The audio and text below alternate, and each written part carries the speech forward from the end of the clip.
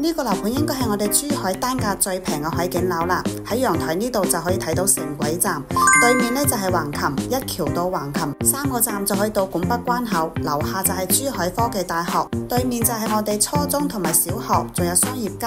陽台嘅景觀呢，唔單止可以睇山，仲可以睇海。周邊嘅師生加起身有成4萬幾人，成個陽台呢闊度都唔錯，非常之通風。今日為大家介紹嘅呢個單位呢，係1400幾尺4房嘅單位啊，南北通，2部電梯，2戶人家，客廳嘅闊度呢接近5米，而且仲帶有中央空調。呢邊係我哋嘅餐廳，餐廳呢可以放圓台嘅，飄窗嘅位置可以睇到小區嘅園林景觀，戶型嘅格局通透性非常之唔錯。再嚟睇下我哋嘅廚房，真係舒適又大方啊！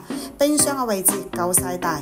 呢度係我哋嘅入戶大門，4個房間，2個洗手間，最緊要單價夠平。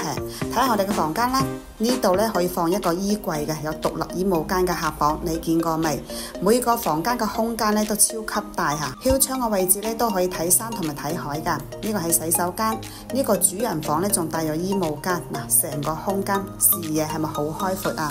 嗱，呢個係主人房，270度嘅轉彎角飄窗，睇到海啦，睇到山啦，小區嘅環境又點樣呢？你一齊落去睇睇。